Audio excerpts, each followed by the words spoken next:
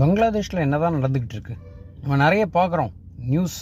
Last time ஷேக் ஹசீனாவுடைய arrest try பண்ணி அவங்க கடைசியில் ஓவர் த்ரோ பண்ணி அவங்க இந்தியாவுக்கு வந்து தப்பிச்சு வந்ததெல்லாம் நமக்கு தெரியும். அதெல்லாம் பழைய கதை. இப்போ என்ன நடக்குது? யூஎஸ் கவர்மெண்ட் பார்த்திங்கன்னா பிப்ரவரியில் எலெக்ஷனை அனௌன்ஸ் பண்ணியிருக்காங்க.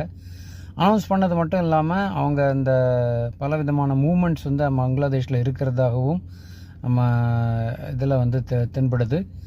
இப்போது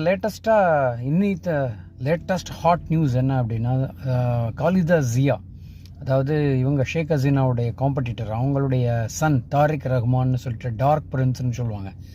அவர் வந்து லண்டன்லேருந்து ரிட்டர்ன் ஆகியிருக்கார். பிப்ரவரியில் வந்து அவர் தான் எலெக்ஷனை ஜெயிக்க போகிறதா பல பேர் சொல்லிகிட்டு இருக்காங்க. எது எப்படி இருந்தாலும் எப்படி நடக்க போகுது, விஷயங்கள் எப்படி வரப்போகுது அப்படின்றத பற்றி நம்ம வந்து பொறுத்திருந்து பார்க்கணும். பட் ஆஸ் ஆஃப் நவ் ஒரு முக்கியமான ஒரு தலைவர் வந்து ரிட்டர்ன் ஆகிருக்கார் பங்களாதேஷுக்கு. இவருடைய ஹிஸ்ட்ரி பார்த்தா பல விதமாக இருக்குது.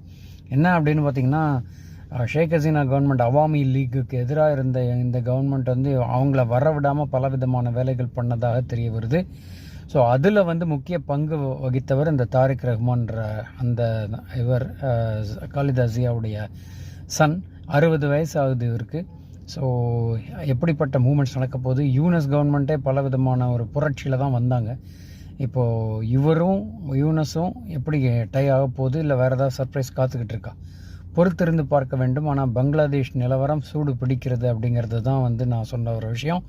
கண்டிப்பாக இதில் பல மாற்றங்கள் தெரிய வரும் அப்படின்னு எதிர்பார்க்கலாம். வன்முறை இருக்கா இல்லையாங்கிறதும் பொறுத்திருந்து தான் பார்க்கணும். ஏன்னா அங்கே எல்லாமே வந்து ஸ்டூடெண்ட் யூனியன் ஜென்சின்னு இப்போ ஓடிட்டுருக்கு.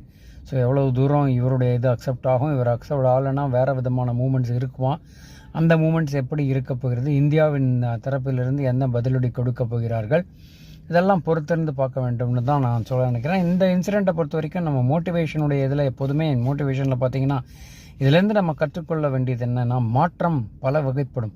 ஆனால் கடைசியில் வந்து இறுதியில் எது வெல்லும் அப்படின்றத பொறுத்திருந்து தான் பார்க்க வேண்டும். அதை பொறுத்து தான் ட்ரெண்ட் இருக்குது. ஆனால் நம்ம வந்து இந்த மாற்றங்களை வந்து நம்ம தொடர்ந்து கண்காணிச்சுக்கிட்டே இருந்தால் நமக்கு வந்து பல விதமான மூமெண்ட்ஸும் பல லேர்னிங்ஸும் கிடைக்குங்கிறது தான் நான் இப்போ சொல்ல வர இந்த மோட்டிவேஷன் ஒரு அப்சர்வேஷன்னு சொல்லலாம். ஸோ தொடர்ந்து இந்த மாதிரி சுவாரஸ்யமான தகவல்களுக்கு தொடர்ந்து இணைந்திருங்கள் மோட்டிவேஷன் நியூஸ் சேனலுடன். வணக்கம்.